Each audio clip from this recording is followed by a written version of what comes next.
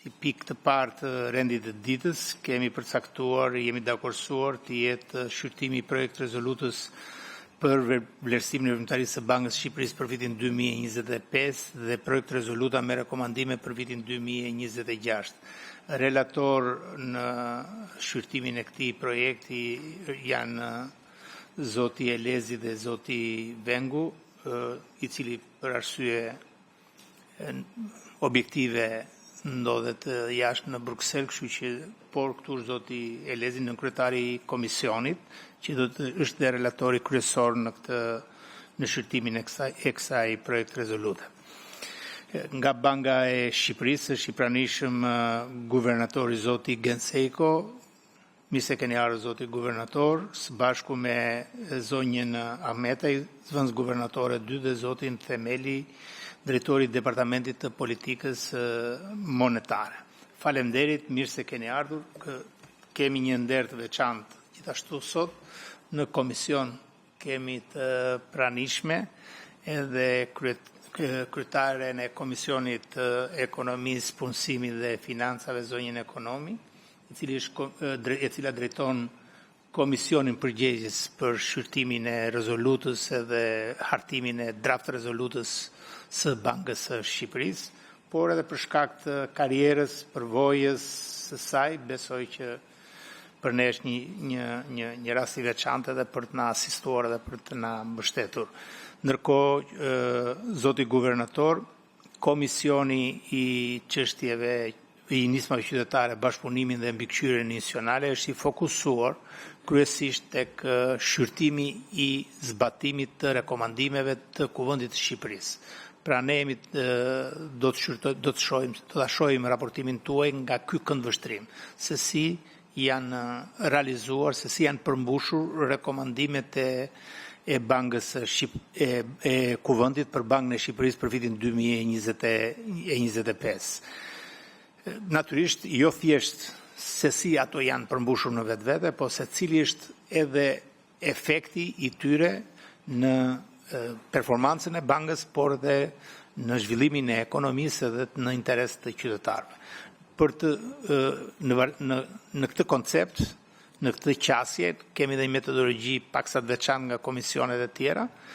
Fillimisht do të dëgjojmë një vlerësim të relatorit të komisionit zotit Elezi lidhur me vlerësimin që ka Kuvendi, një dokument i realizuar me mbështetjen e shërbimit të monitorimit që bën ndjekjen gjithëvjetore të zbatimit të rezolutës, lidhur me përmbushjen e rekomandimeve të Kuvendit për vitin 2025.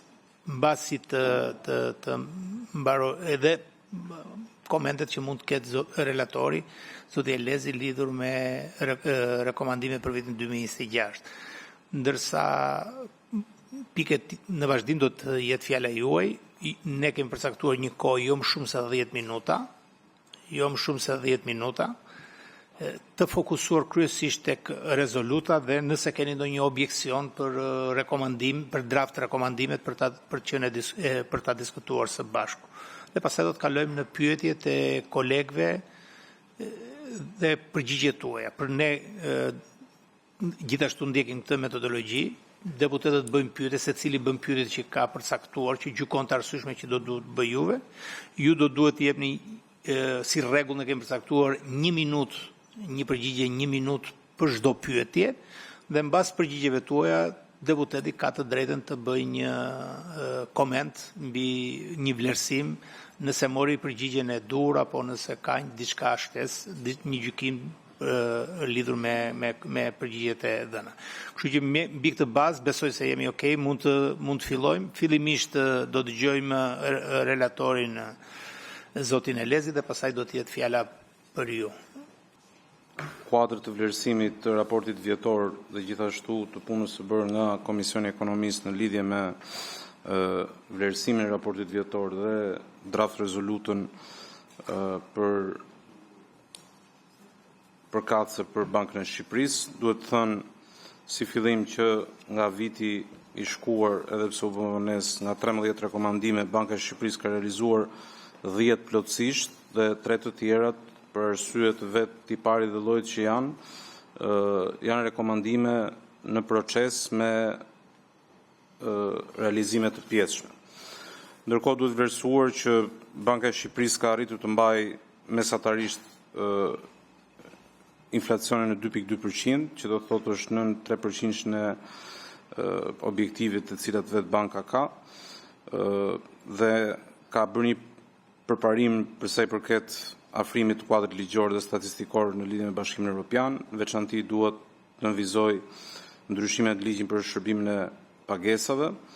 Ka pasur një rritje të konkurrueshmërisë në lidhje me futjen e aktorëve të rinj në sistem me 2 banka të reja. Gjithashtu ka pasur forcim të kuadrit makroprudencial, një përmirësim edhe të kuadrit regulator për mbështetjen e konsumatorit, mbështetje të biznesit mikro, të vogël dhe të mesëm nëpërmjet programit financimit i cili synon financimin dhe kemi një intensifikim të mbikëqyrjes dhe monitorimit të riskut në sektorin financiar, konkretisht nëpërmjet realizimit të 10 ekzaminimeve të plota në 3 banka,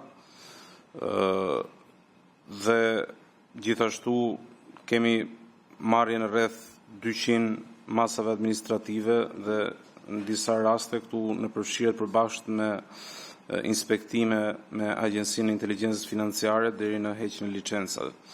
Kemi një fuqizim të aftësisë së bankave për zbatimin e ndërhyrjeve të jashtëzakonshme përmes avancimit të kuadrit regulator për instrumentet e kapitalit dhe për sa i përket veçanti inovacionit ku duhet nënvizuar që ka një zgjerim të instrumenteve të përdorimit të instrumenteve elektronike të pagesave. Pagesa elektronike arritën në 53 milion transaksione me një rritje 26% dhe home banking po ashtu përfaqësoi 46.8% llogarive duke u rritur me 23.2% dhe 14.5% në vlerë dhe kartet aktive arritën 1.65 milion, ndërkohë që përdorimi i bankomateve siç quhen ose i POS u rrit me 38.7% me një zgjerim që ka pasur dhe vetë infrastruktura. Sa i përket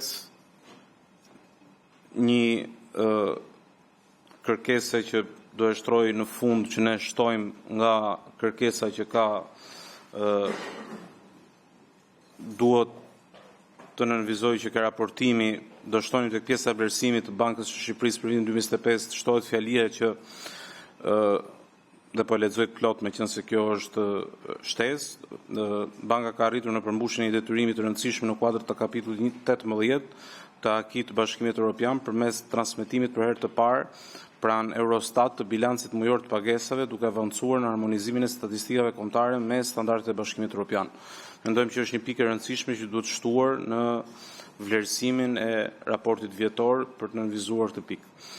Ndërkohë për sa i përket angazhimeve të reja që kërkohen në projekt rezolut,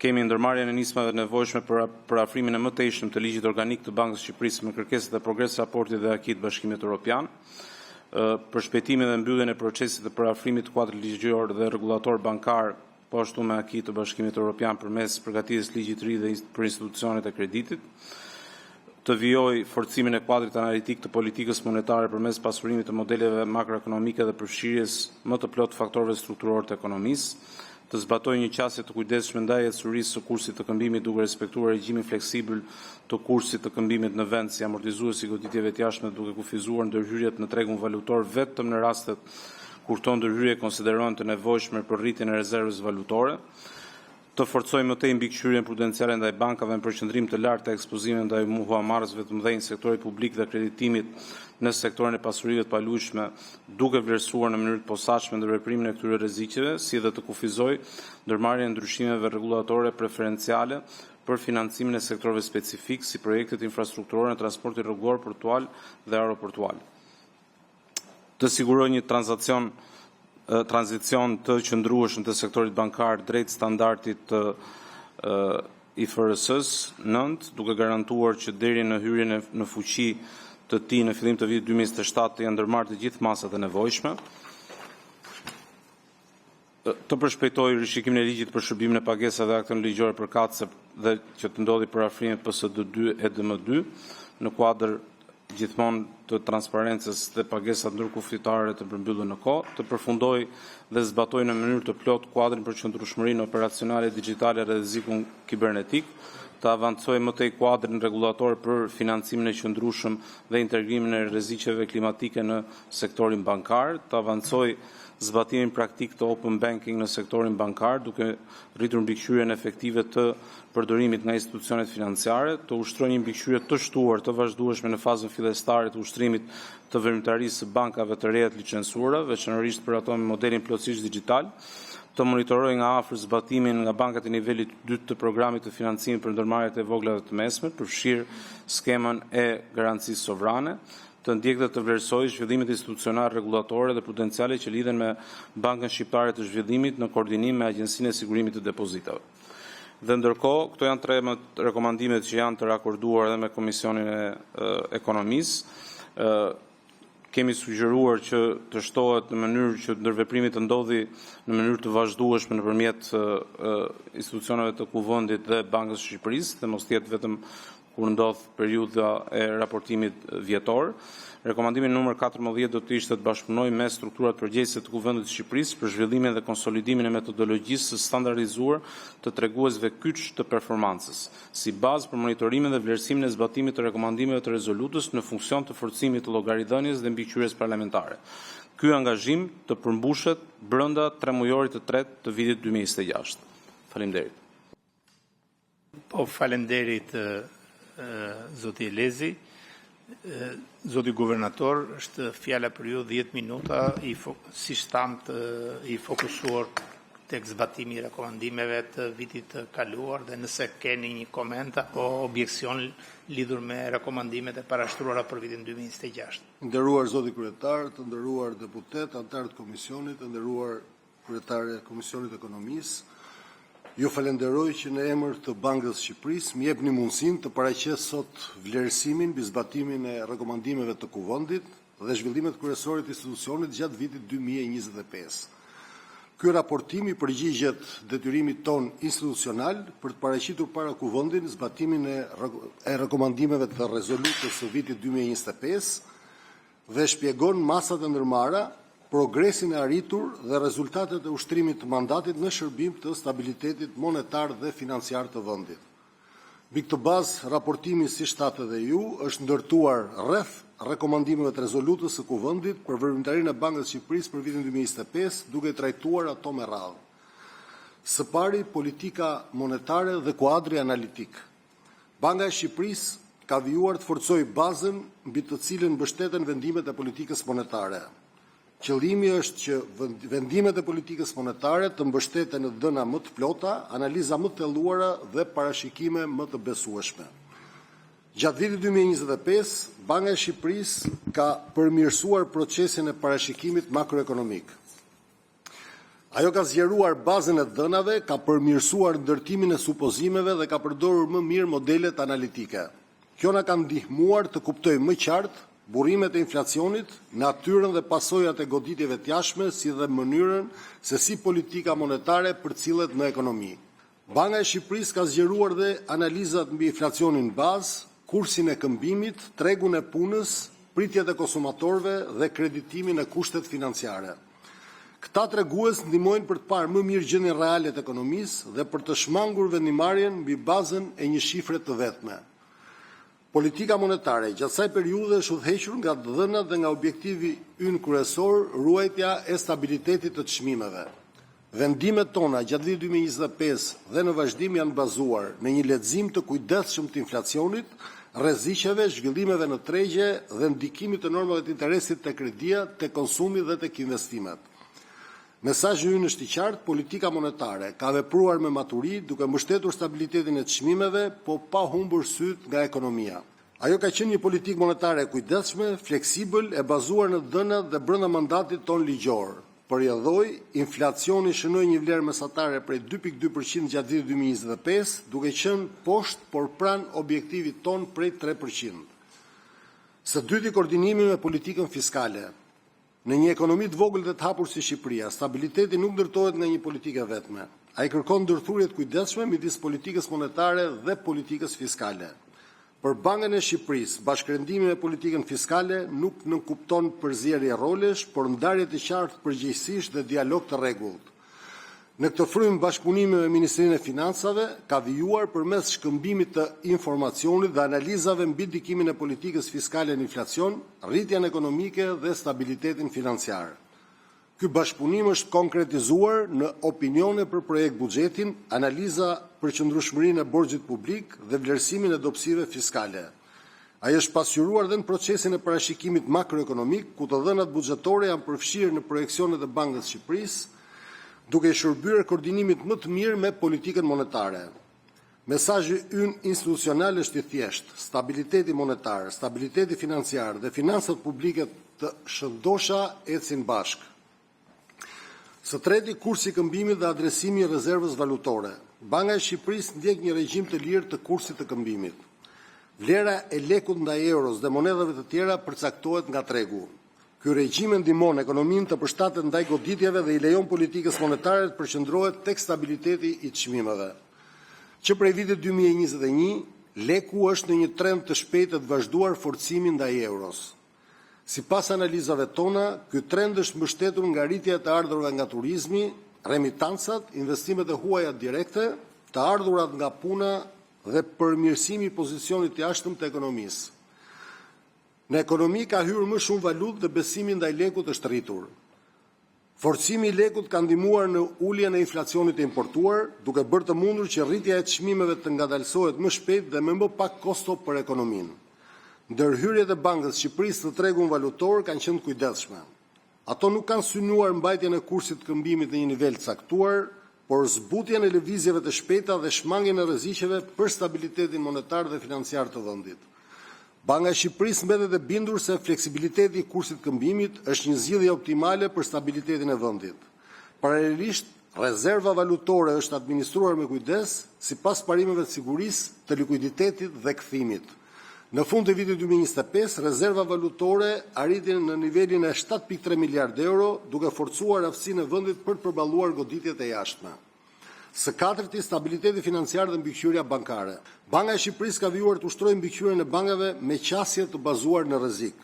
Vëmendja nuk është përqendruar vetëm te zbatimi i kërkesave rregullatore, por dhe tek rreziqet reale që mund të prekin bankat dhe sistemin financiar. Qëllimi është të identifikohen herët dobësitë dhe të kërkohen masa korrigjuese para se ato të kthehen në problem. Një nga rreziqet kryesore mbetet përqendrimi i kredisë. Banka e Shqipërisë ndjek me kujdes ekspozimet ndaj kredimarrësve të mëdhenj, sektorëve të caktuar dhe aftësinë e bankave për të mbuluar këto ekspozime me kapital të mjaftueshëm. Në fund të vitit 2025, sektori bankar paraqiti tregues të fortë. Kredit me probleme zbritën në nivelin e 3.8%, i cili është niveli më i ulët që prej vitit 2008. Kapitali i bankave qëndroi mbi kërkesat rregullatore, likuiditeti ishte i qëndrueshëm dhe sektori rezultoi fitimprurës. Këta tregues konfirmojnë se sistemi bankar ka ruajtur aftësinë për të mbështetur ekonominë me kredi dhe për të përballuar goditjet. Megjithatë, Banka e Shqipërisë do të vijë të monitorojë rritjen e kredisë për pasuritë patundshme, kreditimin në valutë, përqendrimet sektoriale, cilësinë e kolateralit dhe balancën midis afateve të aktiveve dhe detyrimeve të bankave. Së pesti, kreditimi për pasuritë e paluajtshme. Banka e Shqipërisë ka trajtuar rritjen e kredisë për pasuritë paluajtshme si burim të mundshëm rreziku për stabilitetin financiar. Për këtë arsye, banka ka forcuar mbledhjen dhe analizën e dënave për kredit për banesa, prona tregtare, ndërtues dhe projekte imobiliare. Në maj të 2025-s, Banka e Shqipërisë miratoi kufi të sipërm për dy tregues kryesor, madhësinë e kredisë në raport me vlerën e pronës dhe peshën e këstit mujor në raport me të ardhurat e huamarrësit. Me fjalë të thjeshta, bankat nuk mund të japin kredi shumë të larta krahasuar me vlerën e pronës dhe as të lejojnë që kësti mujor i kredisë të rëndojë tepër mbi të ardhurat e familjeve shqiptare. Kufit janë më të kujdesshëm për kredit valutë dhe për banesat që blihen për investime dhe për qera. Së gjashti, rreziqet klimatike dhe faktorët mjedisor, social dhe të mirëqeverisjes. Rreziqet që lidhen me ndryshimet klimatike dhe faktorët mjedisor po përfshihen gradualisht në mbikëqyrjen e sektorit bankar në përputhje me praktikat ndërkombëtare dhe detyrimet e anëtarësimit në Bashkimin Evropian. Qëllimi është që këto rreziqe të identifikohen dhe të menaxhohen në kohë, pasi mund të ndikojnë në aftësinë e huamarrësve për të shlyer kredit, vlerën e kolateralit dhe qëndrueshmërinë financiare të bankave. Në kuadër të strategjisë sektoriale, Banka e Shqipërisë ka përcaktuar pritshmërinë mbikëqyrëse dhe ka udhëzuar bankat të vlerësojnë përgatitjen për administrimin e rreziqeve klimatike dhe të qëndrueshmërisë. Së shtati parafrimi me kuadrin e Bashkimit Evropian. Parafrimi me kuadrin rregullator të Bashkimit Evropian dhe standardet e Bazelit është pjesë e forcimit të sistemit bankar. Përvoja europiane tregon se stabiliteti bankar kërkon rregulla të qarta, mbikëqyrje të pavarur, mekanizma të besueshëm ndërhyrje në krizë dhe mbrojtje të depozituesve. Mësimi kryesor është i thjeshtë, problemet duhen parandaluar përpara se ato të kthehen në krizë. Në këtë kuadër, Banka e Shqipërisë po çon përpara një paketë reformash ligjore. Në qendër të saj është ligji i ri për bankat, i cili afron kuadrin bankar shqiptar me standardet europiane të mbikëqyrjes, qeverisjes dhe qëndrueshmërisë financiare. Miratimi i këtij ligji do të forcojë arkitekturën rregullatore dhe mbikëqyrëse të sistemit bankar të vendit dhe rolin e Bankës së Shqipërisë si mbikëqyrës i pavarur dhe i besueshëm.